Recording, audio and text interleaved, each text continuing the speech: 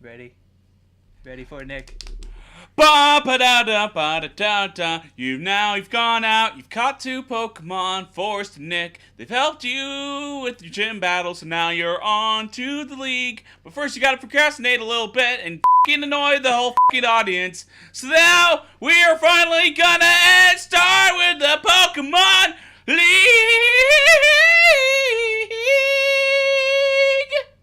Finally, at the Pokemon League. It's only been 72 episodes. And we don't actually get to the league until 77 episodes. The point is that we're finally there. So welcome back, everybody, to another exciting episode of the Pokebears podcast, where we review the Pokemon anime 4 episodes at a time. I'm Nick. And I'm Forrest. And we're actually doing 5 for this episode and the next episode. Because we're getting f***ing tired of the Indigo League. It's time to get and done just want with this it. bullshit to end. It's been 72 episodes. We still have 10 more to go. Like, how long ago did we start this whole podcast process? Like a year ago? It's been about a year, Nick. F***ing Christ. We've gone through birthdays, a Christmas, a Thanksgiving, everything. And now we're probably finally... 2 4th of July. And now we're finally here. Now we're finally here. We're finally to the Pokemon League. But first, Woo! let's get through some bullshit episodes I don't care about. First up, episode number 73, to Master the Onixpected. And in this one, they address the fact that there is an Elite Four.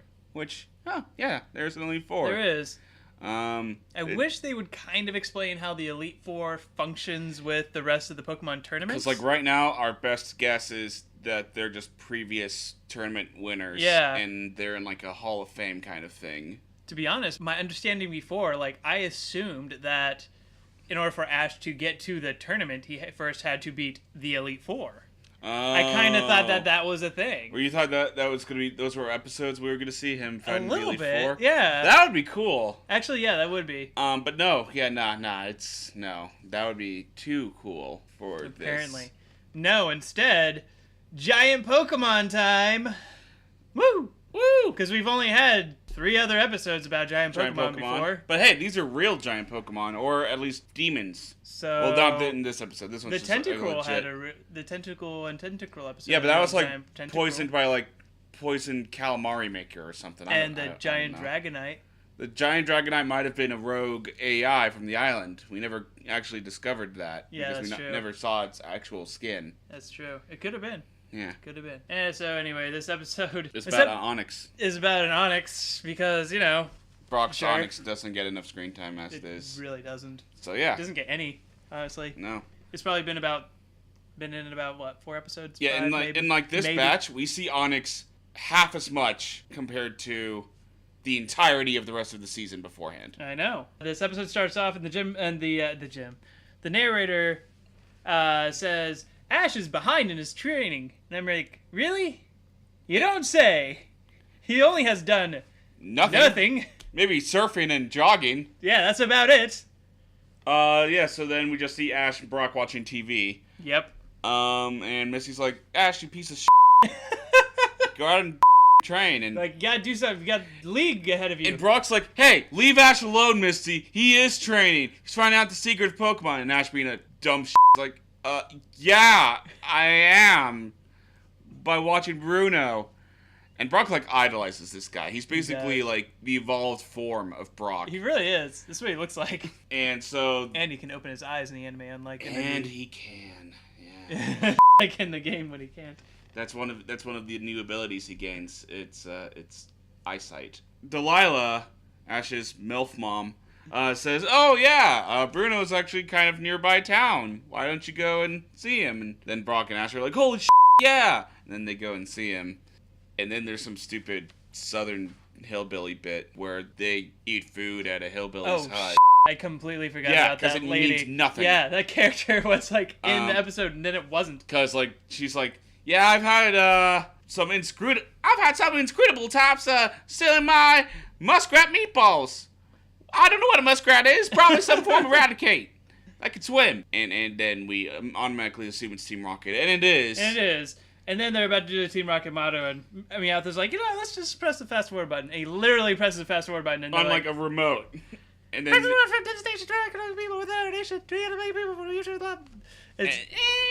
stop. And I'm like, great, thanks. That's not sarcasm. Thank you. That was a genuine thank you, Meow. Thank you. You saved me from being annoyed. Then, do they battle or no? Ash just kills them. I think they just kind of run away. Yeah, they run away. So because they're like, we're living as hermits. Because we keep losing to you, so we're just gonna live off the wild and this lady's meatballs. And then they go back to hiking and looking for Bruno, and that was like a 5-6 minute scene. Like, that was a good chunk of the episode. Did not need it. Didn't need it. They don't even mention any of that ever again. Ever. Actually, it's funny. In the last episode of The League, they're like, wow, I couldn't have won if it wasn't thanks to the inspired taste I had from those muskrat meatballs. Thanks, old hillbilly lady. For the muskrat meatballs. Thank you. We didn't even learn your name. But thank you. So then they go and find Bruno in like an entirely different atmosphere. First they find the giant onyx. Ah, yes, they do. Because there's been giant onyxes in the area. That's what the hillbilly's purpose is for. Did you tell them that? Yeah. Wonderful. I'm so glad she was in this episode. Because the soil makes them bigger. They find the big long track, and then a giant onyx starts chasing them, and then Bruno's like, "Hey, man, you gotta get out of the way. Turn to the side." And then they do that. And then they say, "Oh, thanks, mister. Oh my god, you're Bruno." And then Bruno says hi. And then they bow down and worship him. Well, Brock does. Ash is an incompetent who doesn't know his fucking manners. That's true. Is like forced to bow down from Brock, saying, "This guy needs to train under you." Ash is really serious about Pokemon. I'm not sure how accurate that is as a statement. He really likes Pokemon and he wants to do well. But he's not serious. He's not super serious. When he has opportunities to battle, or to train rather. He's like, but I don't want to do that. I want to watch TV and eat breakfast and not train. Not train. I think he can get serious, but he's 11, so it's an inaccurate statement to call him serious about it. So at this point in time. Bruno's like, okay, and you'll do everything I say? And they say yes. And so then they start doing some, like, carrying buckets of water and building a campfire. The Pokemon aren't out, by the way. It's just Ash doing it. Ash and Brock. Again, as usual. And Misty keeps getting hurt by these antics, which I find fucking justice. It was pretty funny. Yeah. I enjoyed that part. Psyduck's vengeance is upon us. They finally get done, and it turns out they're just kind of helping Bruno make a stew. And Bruno's like, yeah, I don't know. There's no real secret to Pokemon training. You just kind of gotta work at it. Work at it or catch strong Pokemon. Catch strong Pokemon. It's kind of shitty. That's why I'm here to catch this Onix. I just catch really strong Pokemon. I don't actually train, man. So I'm a shithead, man. F*** you and any respect you might have had for me from the games. Oh, that's sad. Team Rocket appears again because you. And they're like, hey, let's try to catch this giant Onix because then we could be super powerful or whatever. But it turns out the giant Onix is like way too powerful for them to catch, and he chases them into a cave. And then the gang and stuff try and rescue Team Rocket from the Onix. And they eventually make it out, by using like another Onix, Brock's Onix, Misty, Staryu, and Ash's Squirtle. And they all attack one at a time. Yeah. Like it's a fucking RPG when we know it's not because they've already broken the rules of an RPG. So they should just pretty all much in attack. every episode. Yeah. So they should just attack like they've been doing. But they don't. So then Team Rocket eventually makes it out. And the giant Onix, I think, blasts them with the tail. So they go blasting off again. So why were they concerned about saving them when that was going to happen to them anyway? No. Okay. Screw it. And then Bruno appears and he's like, hey, Onix. Hey, everyone recall your Pokemon. I got this. Onix, what's up with you, man? Why you being angry to me? Why you being a big jerk over here? It's not because you're a giant rock snake, is it? No. Bruno does like some weird meditation thing. Like connects with the Onix spiritually. Like with his key. And then he's like, I got this. And he reaches into Onyx's, I'm going to say butt crack, into his butt crack and pulls out a crevice. But it's at like the side of Onix, not at his end. Then again, snakes do have weird anuses. I don't know, like, they're not right at the end of their tails. They're like, I think, probably where. I wouldn't think that they'd be at the end of their tails. Like, It just doesn't go through its entire body. Through and just pops out It the has other a little end. hole in, like somewhere near the end of the middle. Yeah, okay. That got off the rails a little bit. Yeah. But anyway, there's a sand slash. There's a sand slash inside of the Onyx's, I'm going to say butt. Inside of his butt. And and then the Onyx does the whole mean lion and the mouse pulling the splinter out of his paw thing where he's like, oh, I'm nice now. And then he lets Bruno catch him like it's nothing. Then that's it. It is like nothing. It's like Bruno throws the Pokeball, Onyx gets in it, returns to Bruno's hand. It doesn't even shake. No, it's just, yeah. That's what happens. This is how I catch Pokemon. No, you're not going to shake. You! I can either lose a Pokeball and a Pokemon, or only gain a Pokemon. Your choice. So he stops the Onyx from breaking free with his hand because he is Bruno. The fighting champion. The fighting champion. Doesn't use any of his Pokemon in this episode at all. In the TV show, he used Thunder Punch attack. Yo, whoop-de-do. We didn't see that in the actual episode. But I want to point out, though, that it is Thunder Punch attack. They go back to the themes of it, adding attack to it. But it's like f***ing punch. It's already an attack. You don't need to add attack to that one. Tackle attack, I'll give you that. I'll give you that one. But punch attack? No. No. Thunder Punch attack. Move. You should just say Thunder Attack at that point. But except Hitmonchan can't learn Thunder. Or Thunder Attack. Jesus, no one can learn Thunder Attack. Well, Pikachu can learn Electric Attack.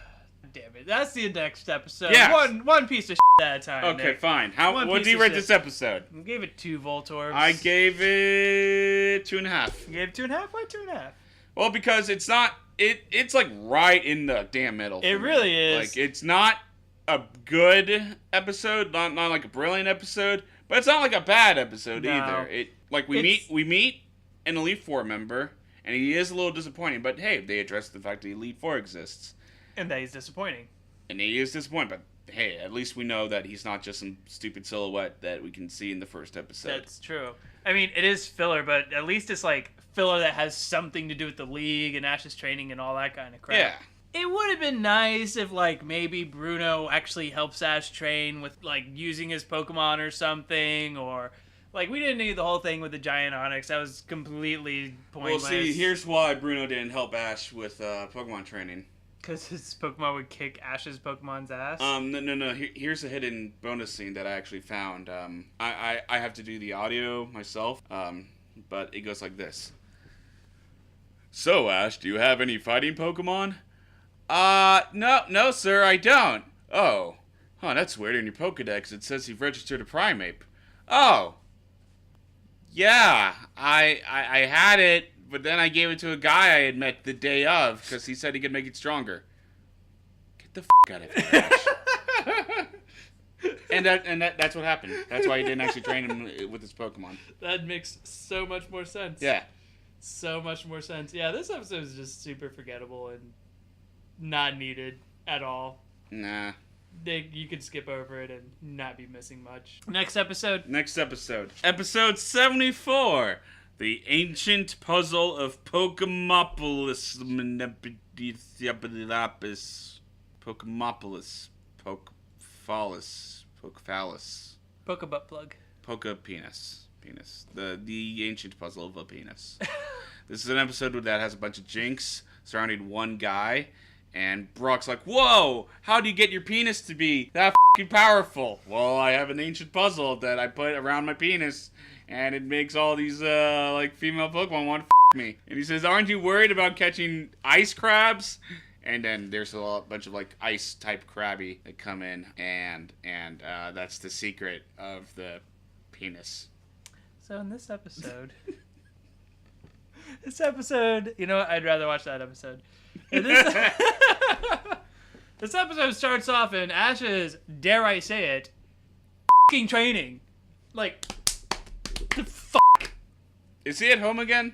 No, he's actually like, they're out. Oh yeah, no, they're actually like, out. Yeah, they're like out in the wilderness and shit. And Vulpix is battling Pikachu, and Pikachu's kicking ass. And Pikachu uses like electric attack, and yeah. Vulpix uses agility. Electric attack. Agility. By the way, Vulpix can't learn agility. Not in And Generation Pikachu 1. can't learn electric attack. No Pokemon can learn No electric attack. Pokemon can learn electric attack. That's not a thing. The only Pokemon that can learn anything close to that is any psychic Pokemon, or a lot of other Pokemon that can learn psychic attack. But you don't say psychic attack, you just say psychic. Yeah. Damn it. And Jigglypuff is in this episode. It appears for a second to remind us that, yes, Jigglypuff exists. How dare you f***ing forget. And then he, walks off again. And then walks off again. Don't worry, he's, he'll come back later. He's, sneaking by you, It's, waving its arms and, leaving. Trying to be sneaky. It's hard to see what you're doing in a... Yeah, I'm waving my arms as I'm going, as I'm doing... They're in they're bent, so the elbows are sticking out. Wonderful. He looks like one of the Eds. So I don't have any notes for the first third of this episode because just not a whole lot was really happening. I said, what the f*** is electric attack? Yeah. I see you being a Jigglypuff. And that's f***ing rude, you French bitch. Yeah. You didn't find it. Because Ash's Pikachu's electric attack... combined with Vulpix's flamethrower. Last part of the stone wall away. And they find this it looks the looks opening like of a dungeon. It looks like and they find this little artifact that looks like a ancient butt plug. It's what it looks like. That's all I could think of the entire time. I was like, please put that down. Wash your hands afterwards. God damn, this is well, disgusting. The weird thing is that it ends with 2 points. It ends with 2 points.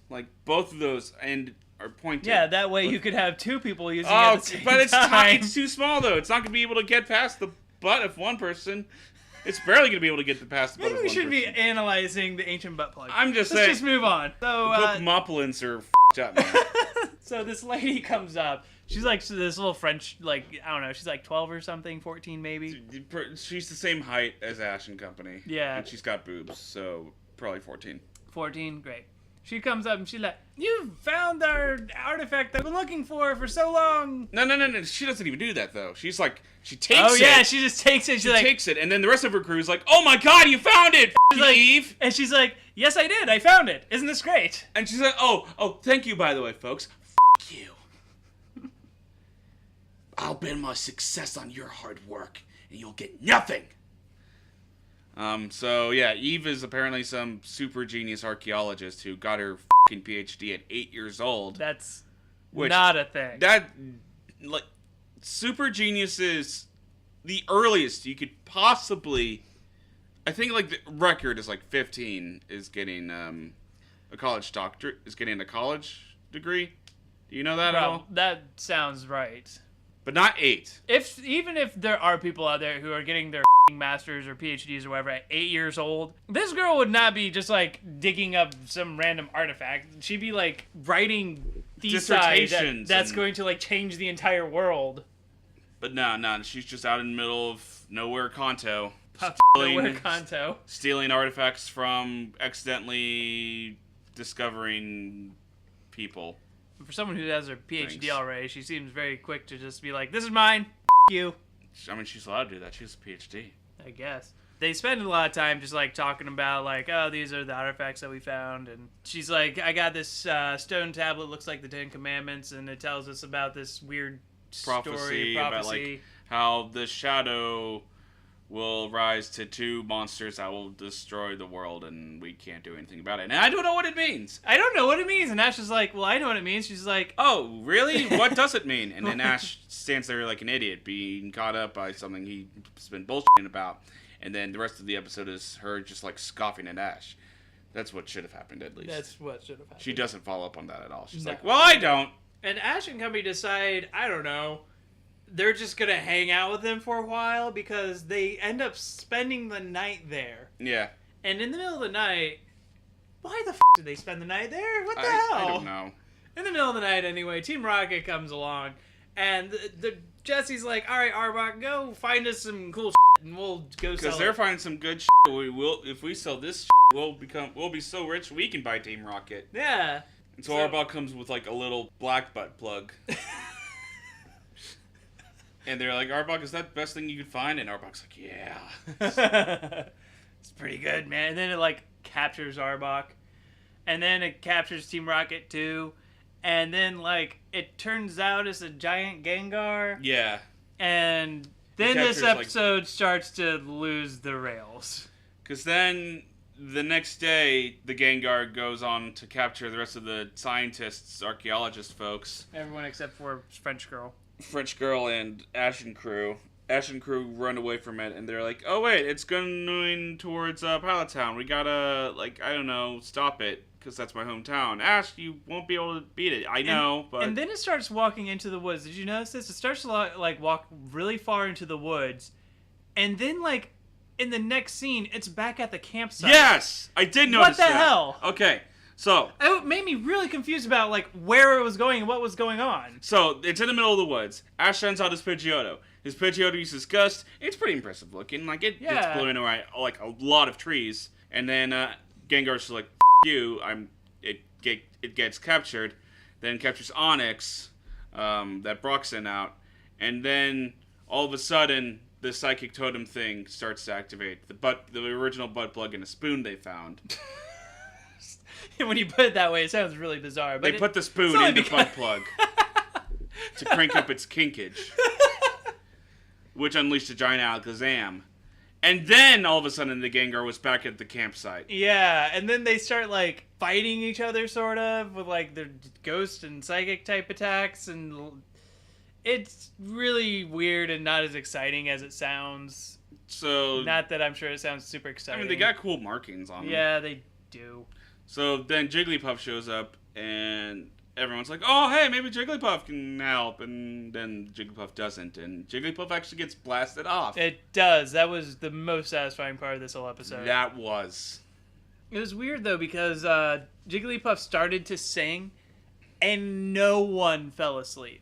Well, that's because... I mean, was it just so far away? Ash and crew were so far away, they had to look through binoculars and shit. And the Gengar wasn't being affected, so the people inside the Gengar weren't affected. Okay, that's fair.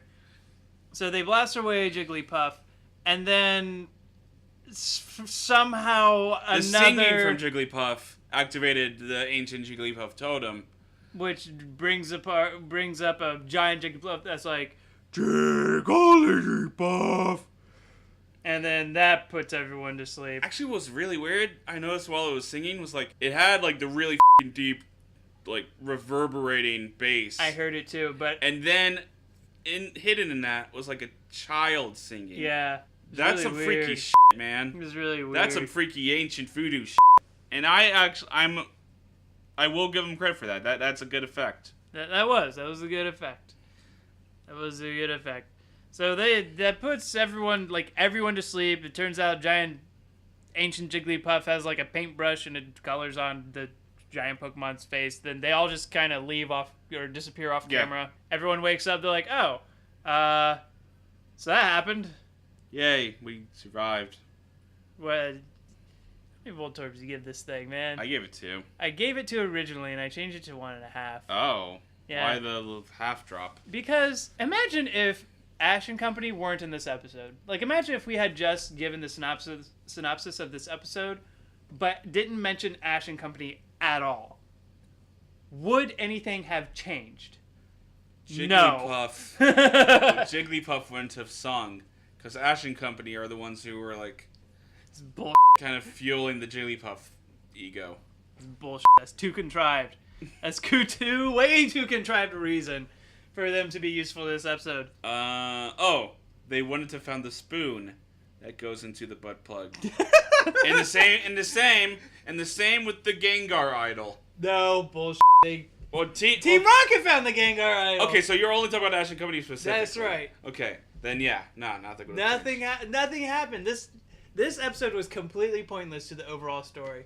And besides that, it's just not even that interesting.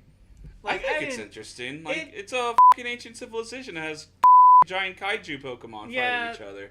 And the music that they played, the music was really good. Was I will give you that.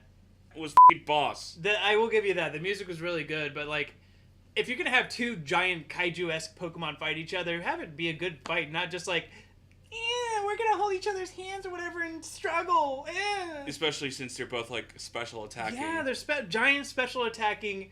The 2 of the best special attacking Pokemon of that generation. Ever, still. Yeah, exactly. And they just don't end up, the fight wasn't even very interesting. So, there were no stakes in this episode, honestly, overall.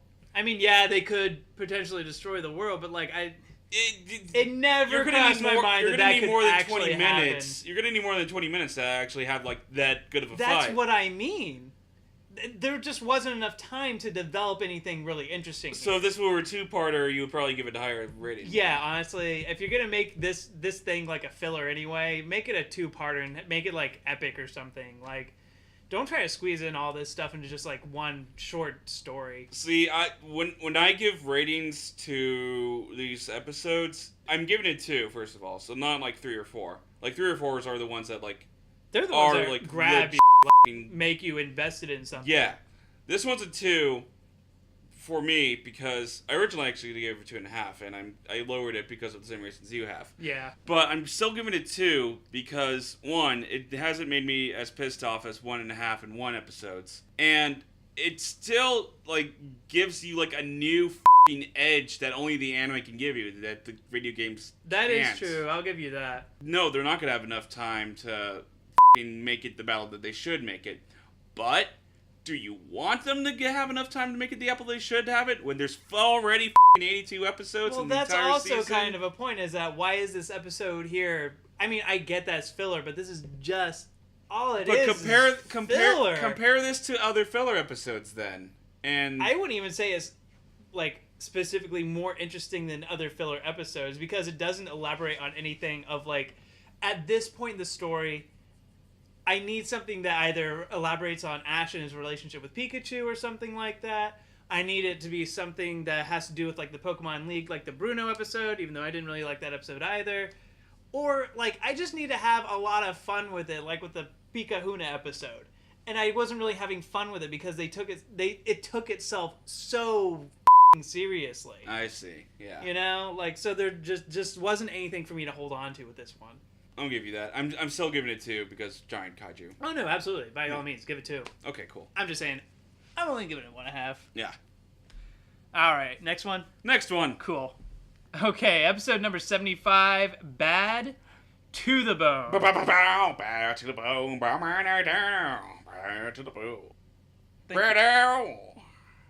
Thank you, Nick. So this episode opens up and Ash is like, all right, time to actually go to the Pokemon League. And so they finally, as the narrator also says, leave Palatown. But wait, first they gotta stop by Professor Oak's office and be like, hey man, do you got any last minute tips for us? And Professor Oak is like, what the are you doing? Go! Get to the Pokemon Leagues, you idiot! You haven't been training, so you probably should quit. But you know what? If you actually do want to battle, leave now. So they leave. Yeah. And they get to this open field, and they come across a guy. I think his name was Hatoshi, but I could be wrong. It was something. It was something very samurai. very Japanese and samurai because he looked very Japanese and samurai. Well, fake samurai because he had a wooden sword. I mean, and you're that's not allowed to have. That's actually super dishonorable if you have a wooden sword. No. That's like the best thing you can do now because swords are illegal to have in Japan. So. Oh really? Yeah. Did not know that. Yeah, no. So like people. But wait, use what about wooden swords? What about one of the nowadays. first episodes that was like Challenge of the Samurai, and he had like an actual. Oh no, that was plastic. Never mind, because he could bend it. Yeah. Forgot about that. Yeah. Anyway. Plus, if it was real, he's living in the woods and like has a Metapod as his best Pokemon. So that guy's a crackpot. It's true. So anyway, they get to this guy. His name, he's like this like samurai looking guy anyway. And he's like, all right, Ash. He doesn't know who he is. All right, man, let's battle. And Ash is like, okay, let's do it. And he's like, let's battle for all the Pokemon badges. And Ash is like, yeah, sure. I have absolutely nothing to gain from this because I already have the number I need in order to win the Pokemon But League. I got nothing to lose. And Misty's like, are you f***ing serious? Don't do this, you idiot. And Ash I'm not going to give you another badge. And Ash is like, I'll be fine. I got Pikachu. Then he sends out Marowak. And Ash sends out Bulbasaur. Yeah. Because, yeah. There you go. Marowak's like a badass, and he kicks Bulbasaur's ass. Like, he kills Bulbasaur like Samurai did in the old Samurai movies. Like, where he rushes past him, shing! Wind goes by, you see some leaves flow, and Bulbasaur just faints. Bulbasaur faints. And I was like, alright. Oh, shit. Cool. So then it's Pikachu versus Marowak, and Pikachu uses an electric type attack, and of course Marowak is immune to that because he's ground type. And so then Ash loses all his all of his badges, and he has to start over again from the very beginning, and we have to... Fortunately, they do a montage, so... And he is able to call everyone and be like, hey, yo, guys, I lost all my badges. Can I get, like, replacements or something? Yeah, they're already registered to you anyway, so yeah, that's easy. So then... Yeah, I mean, they're just really... The badges are just kind of like a ceremonial thing, like a... Hey, look at this, I got badges. But that's not what happens. That's not what happens. No. No. The Marowak f***ing faints. Yeah, like, it's like, and it's one-hit KO'd by... Yeah. Well, because it has Lightning Rod. And as we discussed with the Rhydon episode, if you have Lightning Rod, you're weak to electric moves. Like, if you are immune to it, no. Lightning Rod makes you weak to it. It's the ability version of the target item. Pikachu was immune to electric type attacks. Magmar was immune to electric type attacks. Marowak? Oh, shit. And Blastoise gets revitalized by electric attacks. Blastoise gets revitalized by electric... Like, what the hell is with the electric type attacks in this show? Just whatever the they feel like doing. Yeah, it is. So anyway, Ash is like, alright, give me all your badges, because I'm a piece of shit. I'm really sticking to that. And the guy's like, I don't actually have any. Sorry. I'm kind of a jackass who begs people for everything they have when I genuinely have nothing to lose. So, because all my badges got stolen. Yeah. Turns out Team Rocket stole all of this guy's badges. Like, he started describing them, and Ash was like, okay, yeah, it's Team Rocket, because they do have everything. You know what, let's just kill Team Rocket. That's going to save us, like, a half of our filler episodes. Yeah, yeah. Great. So they go and kill Team Rocket. And that's the end of the episode. That's the end of the episode, and the show, consequently. No. Just kidding. It'd be nice, though. It would be. So turns... Even though, oddly, Team Rocket has had the best episodes so far. Have. They agree to help Hatoshi find Team Rocket. That's right. The badges. Cut to Jesse and Meowth. No, Not James Jesse, James and Meowth. Looking at... Or going, like, just hanging out and being like, yeah, I can't believe we stole those badges. That was really cool. Let's look at them. Let's look at them. And then Meowth can't find them. Because... Turns out Jesse stole the badges from them. Because they stole the badges? Yeah, so Jessie's going to go off on her own and be the best trainer ever. Because all of a sudden, with 8 badges that she stole, she's somehow a good trainer. Like, I don't understand what she her loses to one there. person in every episode. So she's not going to be able to win the Pokemon League. Her dreams of grandeur are f***ing dreams of grandeur. Yeah, very delusional. So she gets to this guy, and she's like, hey... Let me see your badges. And he has like 8 completely different badges that we've never seen in the show. What the was Ash doing for 28 filler episodes where he didn't see any of those badges? Granted, 2 of them might have been from Dark City. And so he just challenged both of those gyms. But still, the rest of those badges, the 6 others? No. Ash. Where the hell are they from? Jesus. So how many potential gyms are there in Kanto now with the freaking 6 that... We have to compare them to, like, Gary's, because are they the same badge? Do they have any of the highly badges? Doubt. It didn't. None of them looked familiar okay, from so when we were analyzing Gary's badges. Ash's 8, plus this guy's 8. 16. Plus the 6 that Gary has that Ash doesn't have. So at least 22 badges. Yeah. Then Jesse... Oh, because before that happens, the gang finds James and Meowth. Because and they're like, yeah, we don't have him. Jesse took it. This is one of the better parts of the show is when they're like, well, we're gonna search you. So they pull out everything that Team Rocket owns, and they're just like looking through all their stuff. And like Meowth has like wax that he waxes his charm with, and Meowth and James has like pictures of himself because he likes to look at himself and makeup. He owns makeup while he disguises. There you go. And then he has, like, a bottle cap collection. And a bunch of soda tabs. Soda can tabs. It's just so funny. Like, it's not... James is a hobbyist. Yeah, he's a bit of a hoarder. A little bit. I can trade those in for 5 cents a tab. So then James and Meowth go find Jesse trying to hustle more badges for some reason out of a guy. No, before that, Marowak is like just like fuming because they don't have the badges. And Meowth's like, oh, so here's the thing. Your Marowak hates you now because you lost the badges. And it's like, all that hard work was for nothing, and Marowak just leaves. Marowak's a piece of shit. It really is. Like, what the hell? Like, damn, man. That's awful. You don't abandon the person who's helped you get those badges. What a jerk. When you lose them. You stick by them and be like, yeah, no, we're going to get these badges back. You don't... Come on, Marowak.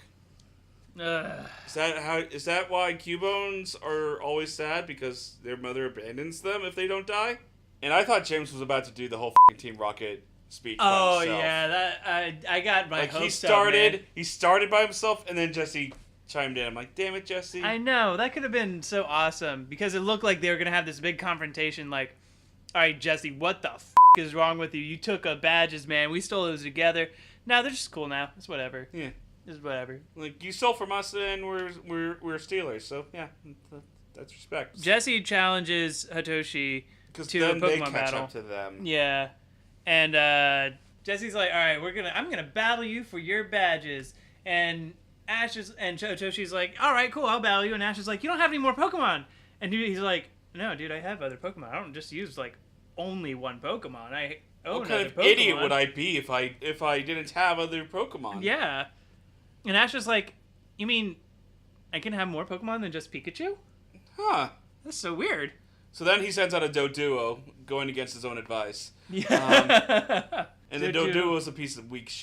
Yeah, Arbok beats it very handily. Arbok is like the best Pokemon Team Rocket owns, apparently. Yeah. Weezing's utility, Arbok is for babbling. Apparently. And then Lickitung and Victory Bell are just there for... They have hardly been in the show, so... They're there for space occupying. Victory Bell gets its first on-screen appearance since it was introduced 17 episodes ago in the next episode. And we still haven't seen Lickitung again. No, we haven't. So anyway, Marowak comes back because it sees a bunch of other Pokemon training with their trainers because, people actually train with their Pokemon. And why does one of them have a fucking Nidoran still? Yeah, that's really weird. He's like, "Jump higher, Nidoran!" And I'm like, "Evolve it?" And then... like, what are you doing? You're not on level 16 yet? You're gonna die, dude. Yeah, like, you're going against a Pokemon League? These people have, like, their Pokemon are in the level, like, 40s and stuff, man. Maybe he's hoping to do the Krabby technique. Well, we'll get there when we get there. Okay. Marowak comes back and he kicks Arbok's fucking ass. Because, duh. It's ground type against the poison type. Doesn't it make sense? Well, don't say duh. Because type advantages. Because now poison's super effective if it gets ground. Because electric is. Hitoshi gets his badges back because Team Rocket drops the badges when they get blasted off. Because Pikachu uses Thunderbolt. Whatever happened, you understand. Yeah. It's the Team Rocket shtick. So Hitoshi's like, I cannot wait to battle you in the Pokemon League. And Ash says, neither can I. And then they never see each other again. Nope. All right. So what'd you give this episode? I actually gave it 3. Did you? Because it doesn't have like bullshit. It's like an actual like story. Yeah, I agree. And it you get to see Meowth and James' personal lives. Yeah, I like that part a lot. I gave it 2.5. I would have given it a much higher grade if this had been more about Ash and Pikachu rather than some person we don't know with a Pokemon we've never met. But it's a cool samurai dude. I mean, yeah, but at this point in the entire story, it's time for us to buckle down and focus on Ash's relationship with his Pokemon. Like, imagine if this had been about, like, him and Bulbasaur or something, and he gets his badges stolen, and Bulbasaur's like, you then. Like, we've worked really hard. You know how many times I've lost? Because, like, and then Bulbasaur runs away, and then Ash is like, and then Bulbasaur comes back, and he's like, you know what? I've been a piece of I'm really sorry. Yeah, and then Ash says... team up. Then Ash, says, you have been an immature piece of brat. Yeah. And then Bulbasaur's like, you know what? You're right. And then he evolves an Ivysaur. He's like, finally, I'm not afraid of growing up. Wouldn't that have been a much better arc than everything in this episode? Yeah, but that's not what it was. That's not what it was. I mean, not that it was, like, hard to watch or anything. It's a meh. Yeah. For me, it's very meh. I like it. When I like one when you episode introduce... away, huh? Now, if Hitoshi was, like, gonna stick around more, like the way Todd did, I would have given this... You know what? I probably would have given it a higher grade myself. You're right, actually. You're right. I am going to change mine to do it 2.5. Really? Yeah, okay. Because I just realized... because like I would give it a 3 if Hatoshi was gonna hang around or more. Yeah. Like Todd was. Like, because I like when you introduce like fellow competitors into the league. Mm-hmm. Like, oh, so we're not just following Ash, we're following other people. We get to see like different kind of battles. Yeah. That's cool, but we don't with the Indigo League. We'll see it in future leagues, but we never see Hatoshi again or any other characters except for like one guy. But I think we only see his battle against Ash. I mean, granted, this requires some knowledge of the show in general to give a grade like that for that reason. But I mean, by this point in the show, we're kind of used to the formula that they set up, that this is just the character of the day. Yeah. So it's not wall break. It's not groundbreaking. It's just, you know what's going to happen. Yeah. He's not going to be in the rest of the show. All right. So yeah, 2.5. That's Cool. the new score.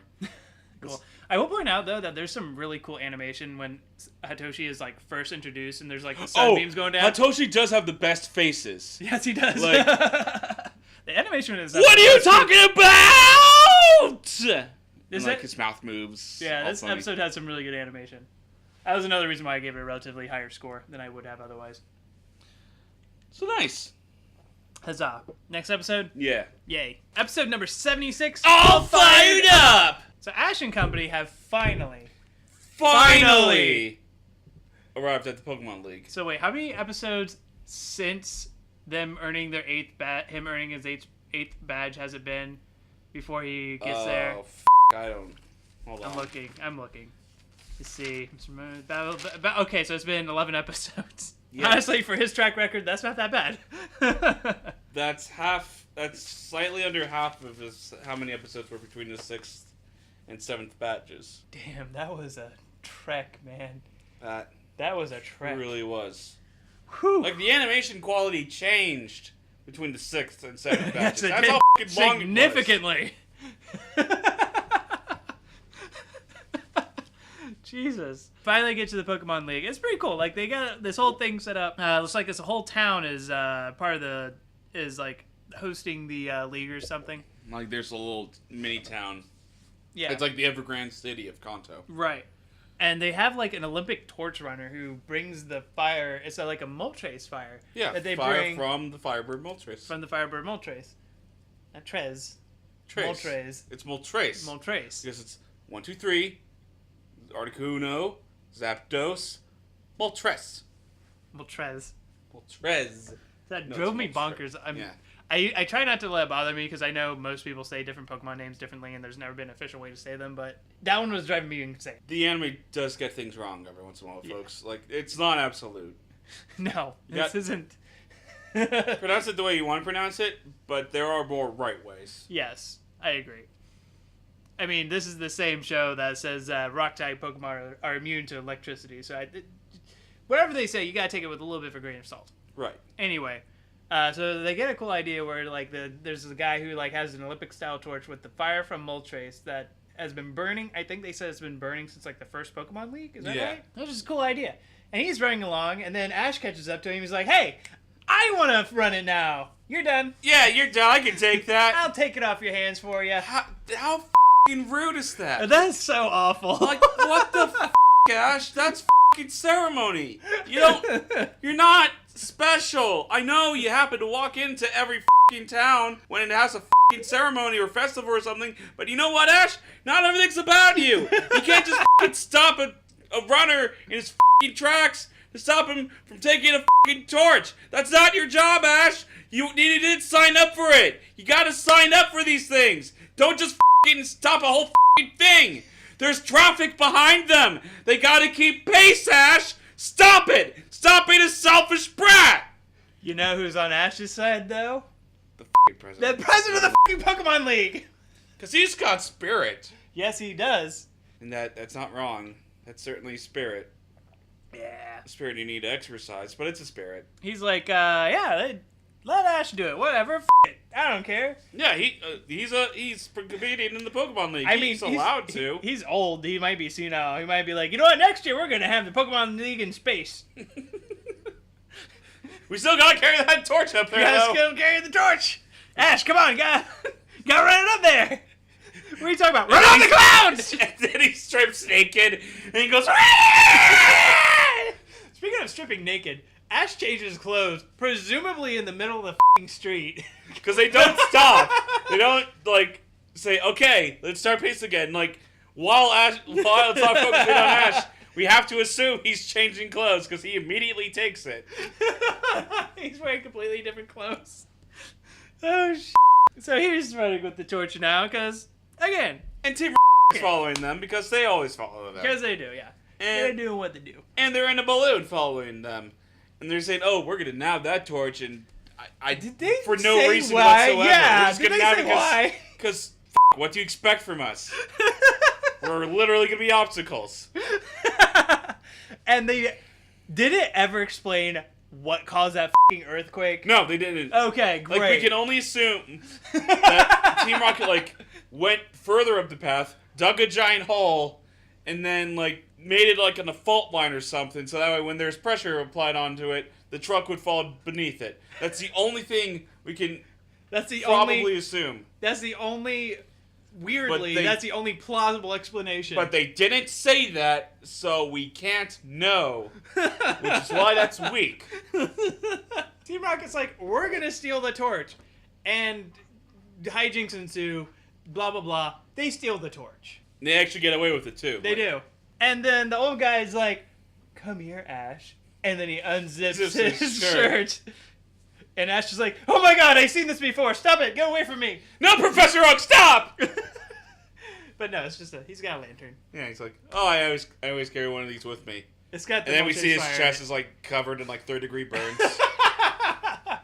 Because he keeps a hot lantern right on his chest. He's like, here's the Moltres fire. Take it. And so they happen to have another torch, and they get the truck and the motorcycle out. Ash runs with it for a while. Misty runs with it for a while. She's not competing! I know! She's not f***ing competing! That's straight up against the rules! And then Brock enters the f***ing place with the torch, and he's like, yeah, I'm awesome, blah, I'm Brock. No, yes, maybe they're already in the Pokemon League. They're registered gym that might be like validation for being in the league already. Yeah, but I didn't see Lieutenant Surge running with the f***ing thing. That's because Lieutenant Surge is an actual Pokemon trainer, gym leader who actually f***ing stays in his gym. Misty and Brock have simply like gotten replacements for them while they're out, or Misty is the replacement. So yeah. So now they're at their town where the Pokemon League is going to take place, and Ash sees Gary, and Gary says, bleh! And then Ash is like, well, you're a d***. And Gary says, well, you're terrible, Ash. So Palatown's gonna have one good person from it, and I'm probably it. And Ash is like, oh, you And then, like, okay, so this next part probably saved this episode for me was, in the middle of the night, Ash kind of wakes up because he's, like, really scared about this Pokemon League because it's a big deal. Yeah. And he hasn't trained for it. And he hasn't really trained for it. And he gets, like, out of bed and he goes to, like, it's kind of like the moment in Rocky where he goes to the stadium. He's like, I don't know if I can really do this, man.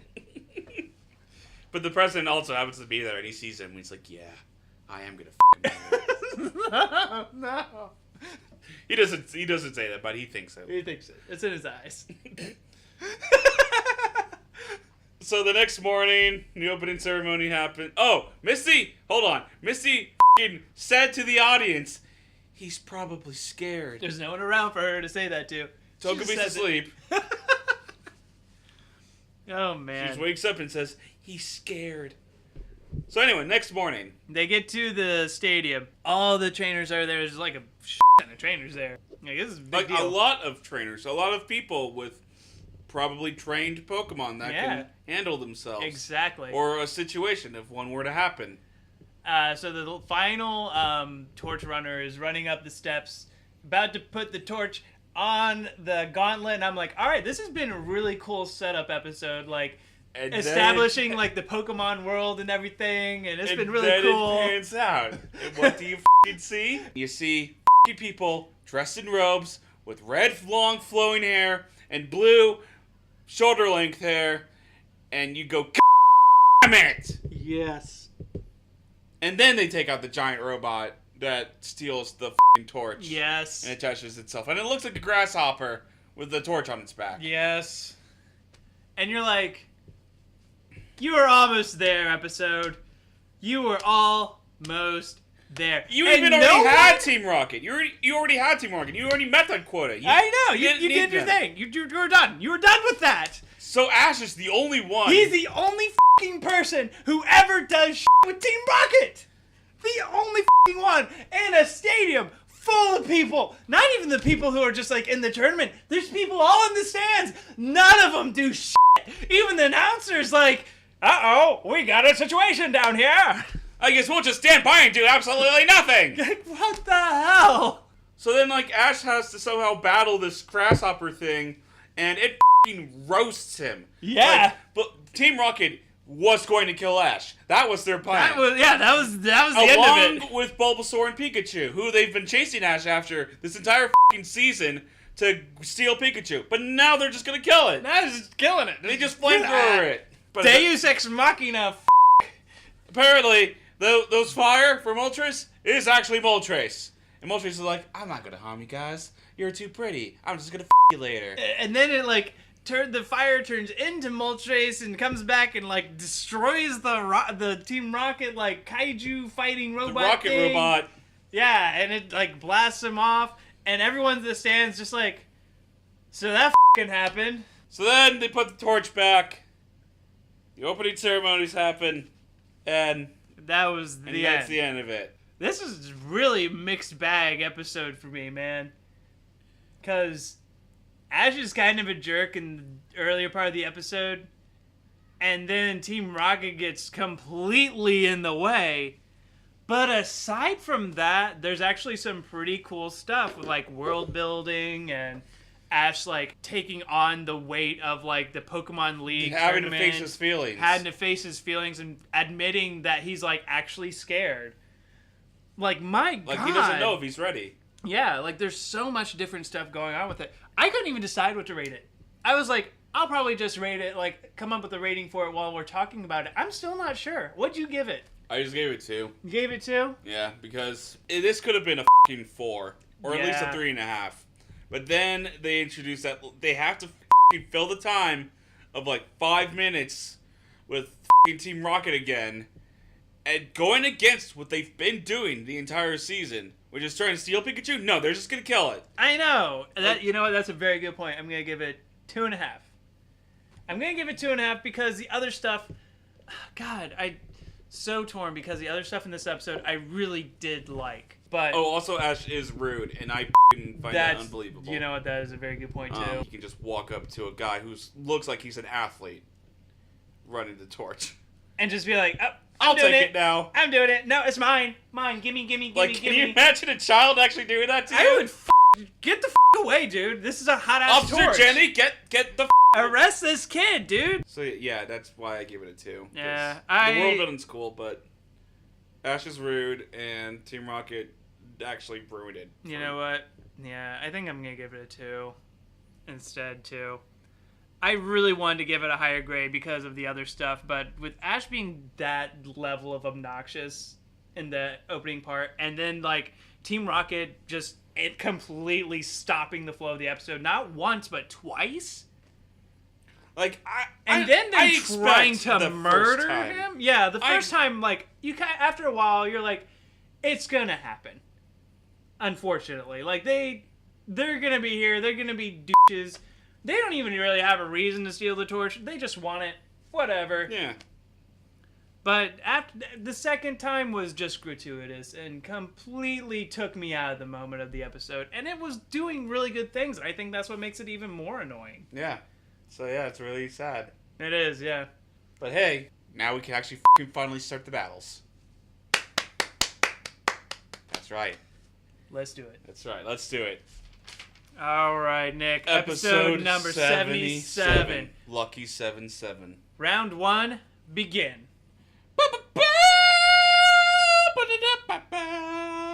What we've been waiting for since the 7th gym battle is another good battle we're finally getting to like a whole series of them. Yay. I thought the Itchy battle was going to do it for us, but no, it didn't. No, that was bull hockey. That was a piece of shit. That was awful. And that's why when they have the flashback of like Ash earning all his gym badges, they show the 7th one last. Not That's the the only 8th good one. That's the good one. That was one of the best battles. Top 3, easily. Like that, Lieutenant Surge. That's about it. Yeah. Maybe for the gym Koga battles, one. that's it. Yeah, maybe the Koga one, maybe. Oh, the Misty one was pretty good. I did like the Misty battle. Got it interrupted though. It got interrupted, but like it was gonna be Ash's victory. Like he was winning. Yeah, that's true. My first note here is fucking finally it's the first fucking battle of the fucking Pokemon fucking League. Yeah. Cause my god, That's it's an accurate about note. time. You know what though? Man, they've been building it up for like 20 episodes. It feels good to be here, man. It does. It feels like we've accomplished something. It feels like we've been enduring this shit for like so long. This shit has been harder than a Nuzlocke challenge. Imagine if like some of the filler episodes were more about Ash's training in the league itself. Like this would be really, really like a big gargantuan. moment. Yeah, that's the exact word I was going to use actually. That's why I said it, because I heard the gar and I was like, yeah, he's going to say gargantuan.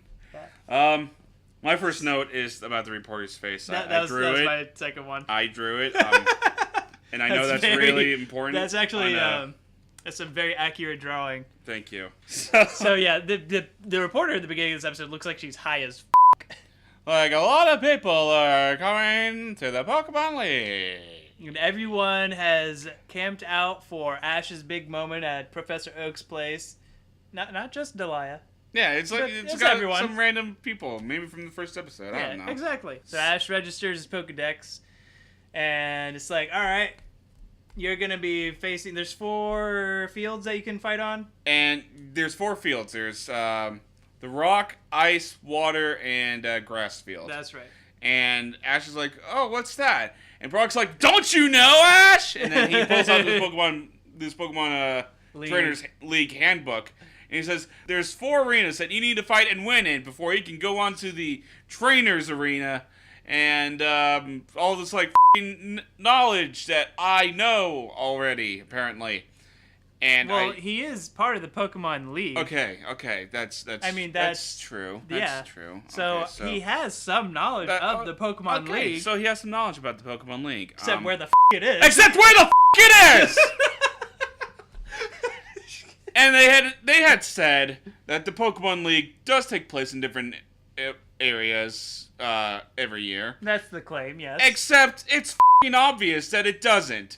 It's in the Indigo League. This is the only place we've seen of all the filler cities, of all the regular cities we've seen, that has like an arena this big, this many different arenas for battling. This is the only place that the Pokemon League could possibly host like 1,000 trainers to battle in. I would find it highly illogical that they would pack up the whole arena and take it to a new city. They're not going to. No, that's so stupid. Year. So the fact that Misty and Brock did not know where the Pokemon League was is bullshit.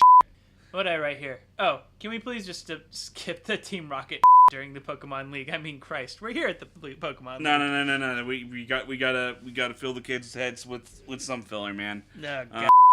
Otherwise, they're gonna be like too engaged. Yep. God forbid that happens. So it turns out Team Rocket's at the league too, and they're like, we're gonna steal some Pokemon. And should they really be at the league? Because they just committed a terrorist attack. I know. They should. Their faces should be on like every wall. They should be wanted. Yeah. Like the top, like Kanto's most wanted. Yeah, for real. But no, they're just disguised as reporters, and they're asking people what Pokemon they have. And this one guy says, "Oh yeah, I have a Venomoth, a Dodrio, and Eradicate." And Jesse's like, "Oh, so a f***ing overgrown rat, 3-headed bird freak, and some stupid giant monster. Are your Pokemon? Some stupid giant monster bug. Or what do you have? Okay, later. God, we gotta find some more choice Pokemon to steal." Fortunately, they're not in the episode, relatively speaking, that much. No. The next time they're in the episode is when they sabotage themselves. They interview Mandy. By the way, Ash's first opponent is Mandy, the man. His name is Mandy. The Magnificent Mandy. The Magnificent, because he's like a magician. Yeah. Like Melvin, who I think I kept calling Marvin the other day. Melvin's like a 1930s magician. This guy's like a 1980s magician. Exactly. Because he's got like the flowy shirt, and it's very brightly colored, very metrosexual at the straightest, and kind of a dick. He is such a dick. He is so mean to Ash. Like, Gary's mean to Ash too, but... Like, he's so mean that Team Rocket's cheering for Ash. Yeah. They sabotage themselves and get arrested by the Jennies so they could cheer for Ash, because he's that big of a dick. Yeah, for real. I wrote, it's really creepy when when there's like 5 Officer Jennies standing next to each other, because I don't know if we've seen that many standing next to each other. Oh, yeah, no. before. It's like they're robots. Yeah, it's really weird. Like, yeah. Oh, and Brock is able to tell them all apart. I know. That's what's brilliant. But we gotta stop the episode in its tracks right before the battle is about to start, so that Brock can tell us about all the different Officer Jennies. I'm like, stop it! This is important information. We need to know. Stop it! Just move past it. Come on, stop it. Then the battle starts. Oh wait, there's this really, really cool shot right before the battle starts where Ash is walking through like the doors into the stadium. It's just a really cool shot. Oh, okay. Yeah, I just wanted to point that out. It's a really, really cool shot. I don't remember that shot. The animation was really stepped up in this episode for sure. That was the thing. So right before, it's because like when they get to their platforms, they're on the water gym, or not the water gym. They're on the water battlefield, and right before they're about to start. Oh, I'm just saying the water battlefield's like a pool with like 5 platforms. Yeah, with like 5 little platforms in it. Right before they're about to start, Team Rocket gets on the intercom, like, rah! And I'm like, oh, I'm about to rage quit or something. Like, I'm about to throw down. And they're like, no, go, Ash. We want to see you win. This guy's a f***ing dick. This guy's a d***. He made fun of our fake news company that we came up with. Yes, it is a stupid name. I can't even remember it. It's like Lovely News. Lovely, charming news. Lovely, charming news. And we admit it's stupid, but like he's a dick. He's a f***ing ass, Ash, and then they get arrested. They get arrested. But do they? Because later on in the episode... They're just out in the open. They're just out in the open. They're just there. It was like, why aren't you guys in prison? What the f***? Because we broke free from them. We killed. If you just pan out slightly, you're going to see, like, decapitated corpses of 5 Officer Jennies. Oh, Jesus Christ. And they're all robots, apparently. That makes sense. So then battle starts. And Ash. Throughout the battle. Right. That's what it is. We forgot that he gets crabby. Yeah, because Professor Oak calls him like through the f***ing speaker system, saying, "Hey, answer the phone." And Ash is like, "Hey, what's going on?" And Professor Oak is like, "Dude, you only got 5 Pokemon. You want to like take one?" He's like, "No, I got Pikachu." And then he's like, "You only got 5 Pokemon. You want to take one? You want to answer that again?" Little So Ash is like, "Well, what do I got?" He's like, "Well, you got all these like 30 Tauros that are like really high leveled and really strong. You've got a Mug, which is an evolved Pokemon. It's pretty cool. And you've got a Krabby. Oh, I'm on the water battlefield. Yeah, that'd be great. I'll take a Krabby." And Misty's like, "That's a really bad idea." And Brock's like, "Shut up, Misty. He can do what he wants." And Misty's like, "No, but really, that thing's never battled before. It's not like You're right, but he can still do what he wants."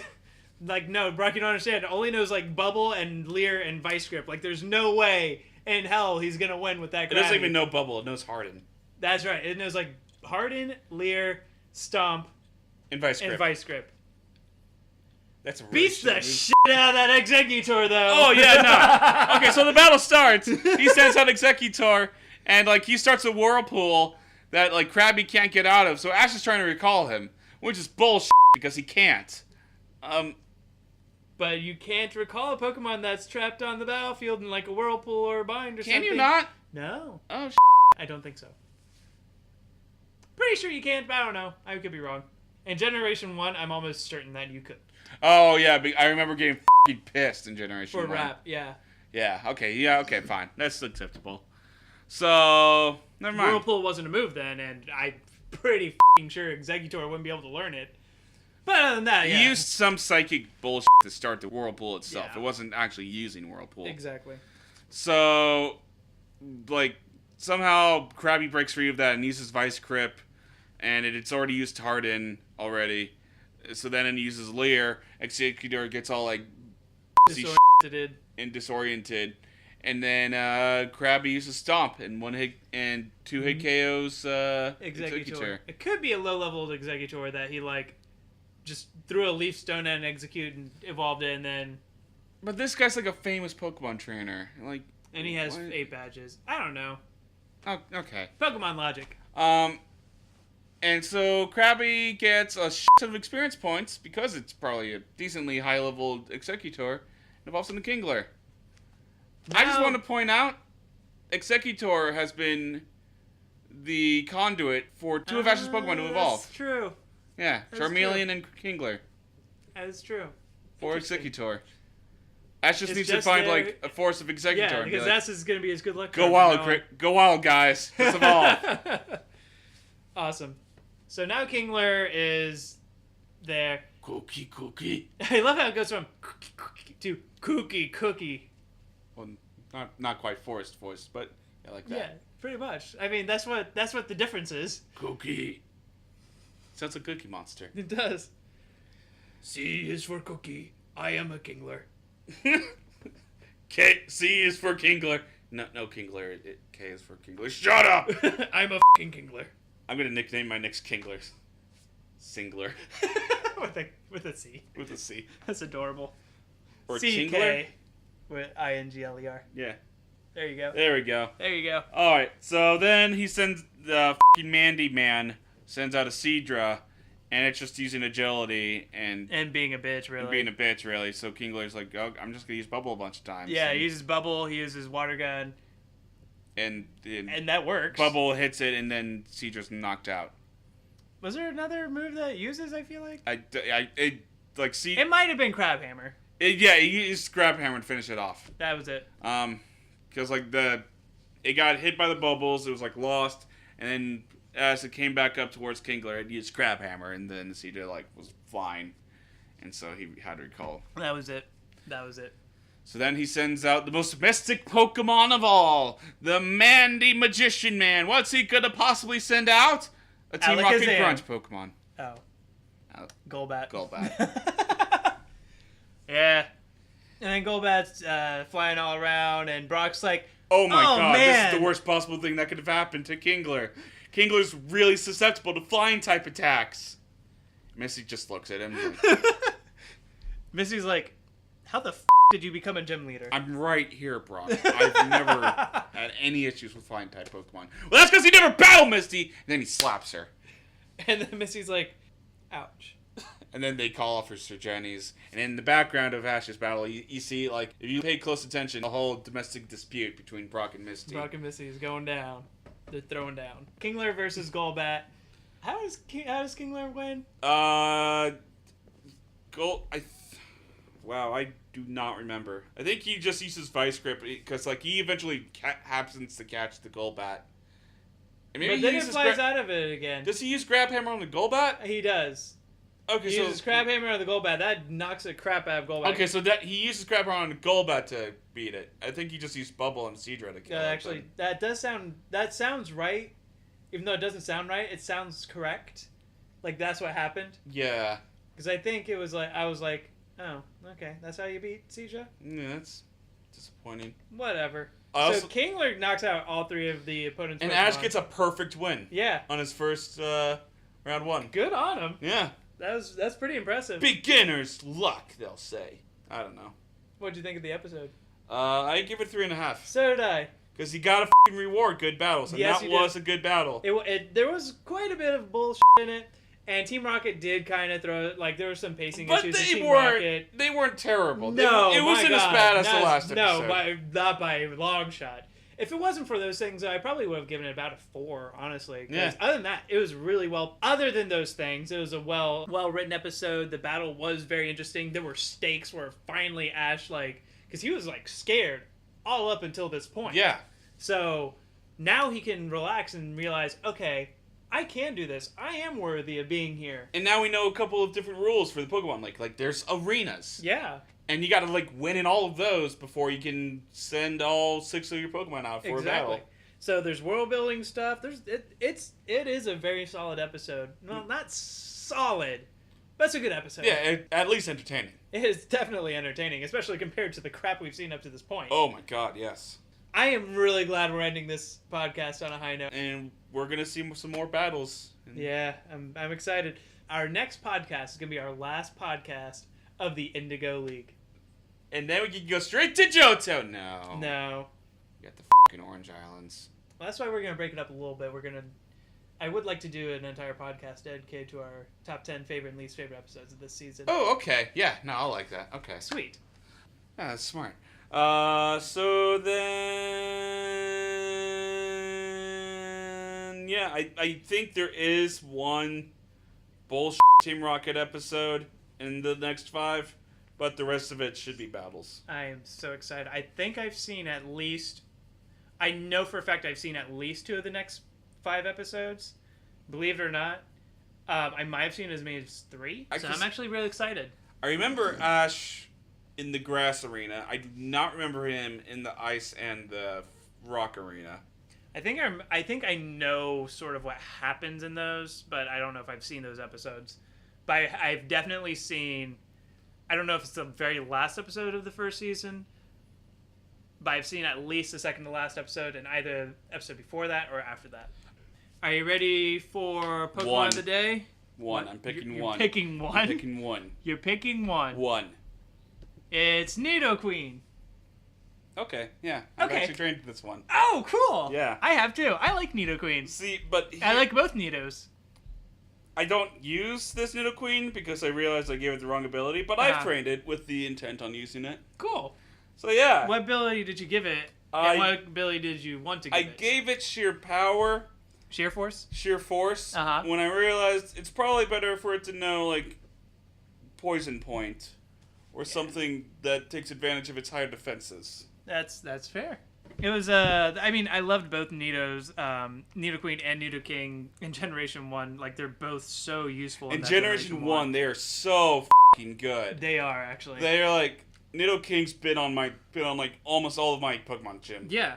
The only bad part about it is that their typing lets them down in Generation 1 because water types, ice types, and psychic types are so freaking common. Mm-hmm. Plus Earthquake. But my understanding is that for most generations, they've been in underused, but they've also been, like, one of the best Pokemon to use in underused. Yeah. They are the king and queen of underused. They are. They're really good Pokemon. So I gave I made my Nidoqueen Adamant. My Nidoking is a special set, but my Nidoqueen is Adamant, and I gave it Own Claws, Stone Edge, Iron Tail, and Drill Run, all making use of the raised accuracy. Nice. Yeah. See, mine is special, and so I gave mine Toxic Spikes, Ice Beam, Sludge Wave, and Earth Power with Sheer Force. Nice. Yes. So it's just gonna be like, you! It's funny because mine has Poison Point and yours has Sheer Force. Yeah. And you say you want yours to have Poison Point. Yeah. I only just got Sheer Force, Nido, ran, whatever. My Nidoking has Sheer Force, and it fucking uses it like a boss. Nidoking is an amazing Pokemon with Sheer Force, but that's not the Pokemon today. It's like, yeah, the Nidoqueen I would rather have would be obviously more defensive. Yeah, because this one I made to be more, like, tanky, wall breaky, and I'm realizing, I should probably just make it more of a wall. It is. Its stats do benefit a wall a little bit more because it's a little bit more defensive, and its attack is higher than its special attack, which That's also true. Yeah. Not by a ton, 92 to 75, but sizable.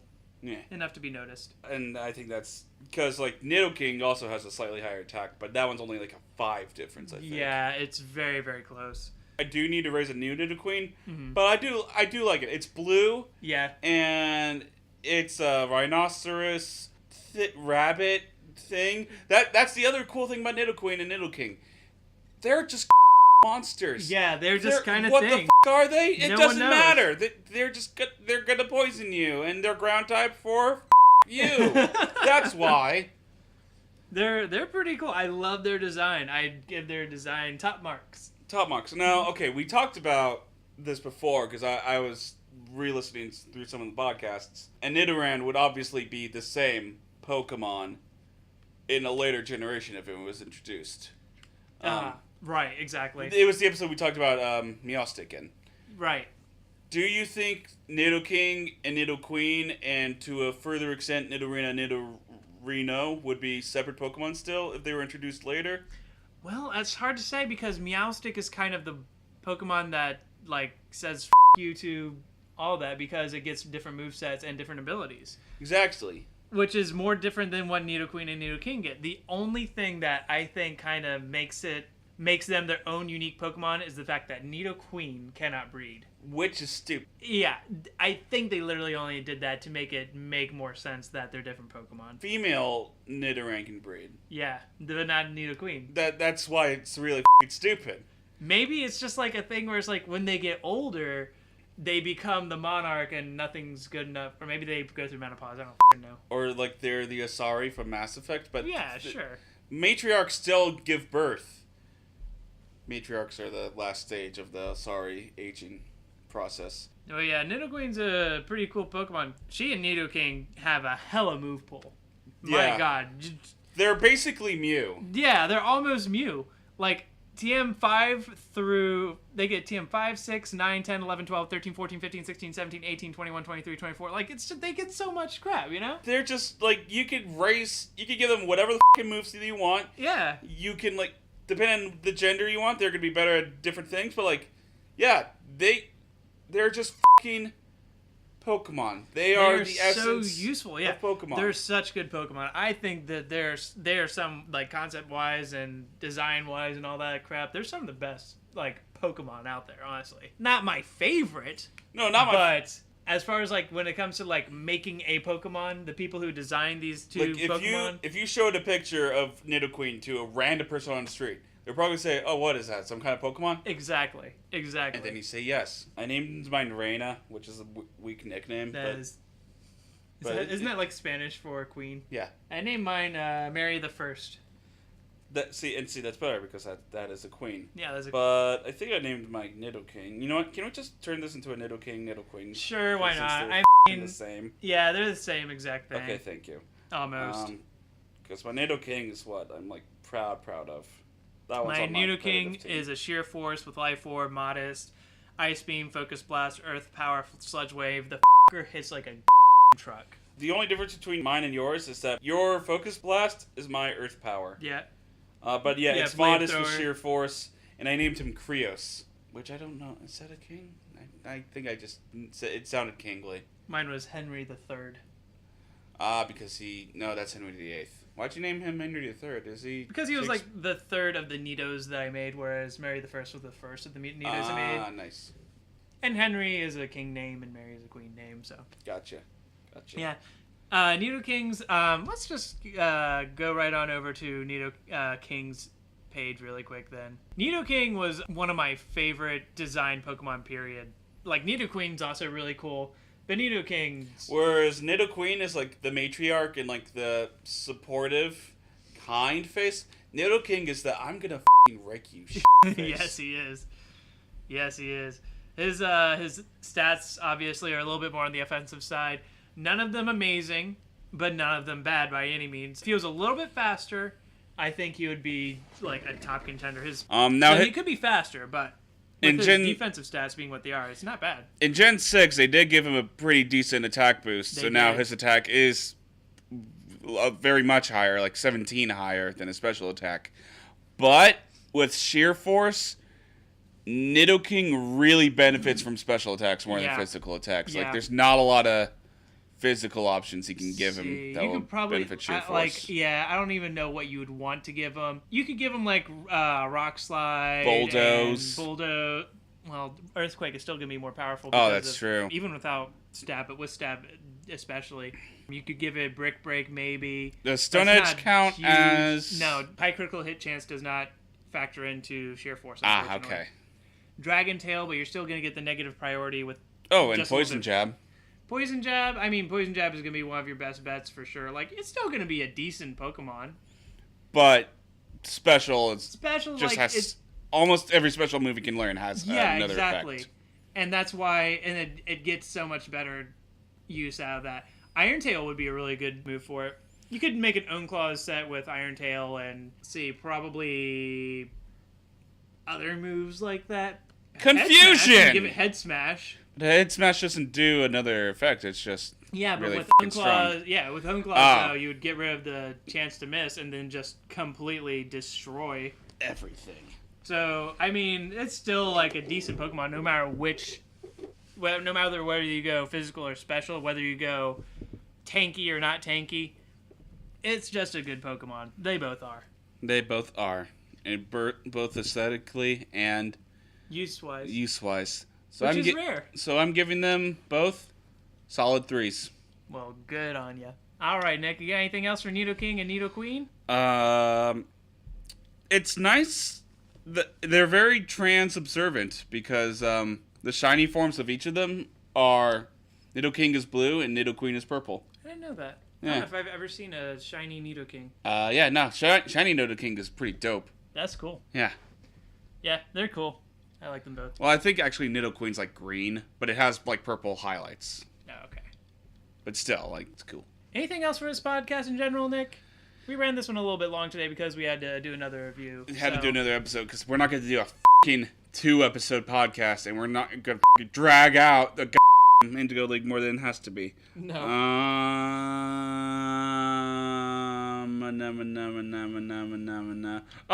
I forgot to mention this last week. Magikarp Jump finally got an update, but it's been so long that I've been kind of slacking on it. But I think I just need to raise probably 2 or 3 more levels before I beat this league that I'm in currently, because I had maxed my Magikarp to the max level it could be. So yeah, they're starting to get ridiculously high jumping power. That's cool. Yeah, like it's not even registering it in accurate numbers anymore. Like, it's more than 999 million. But it doesn't say billion. It's like some weird 3 million unit thing. I don't know what it is. It uses, I don't even remember what it's used for. So yeah, Magikarp Jump finally got an update. I'm slowly getting back into it. Cool. I finally got a Dratini in Pokemon Go. About where? Nice. Yeah, it was just like over there on next to the gazebo. Because I've seen Dratinis like next to the lake that our apartment complex is in. And like you live right by the lake, I think. So I'm surprised you haven't got one until now. So yeah, that was pretty cool. Well, I think that's it for this episode. Yeah, goodbye. Goodbye. And hopefully the next episode will contain better episodes of the Pokemon anime. They've been getting better. They have been getting better, but that's not saying a lot. Yeah, I was about to say, only after they reached a very, very low point. So folks, I know we've been watching this show and critiquing a 10-year-old's decisions about Pokemon battling, but I want you to know that we're in a very loving community of fellow Pokemon players and Pokemon enthusiasts, and we just gotta stick out for each other, you know? And like, if I see you ever behaving towards your Pokemon the way Misty does, I will slit your throat. Well said. So think about that, folks. Have a good day. Well said.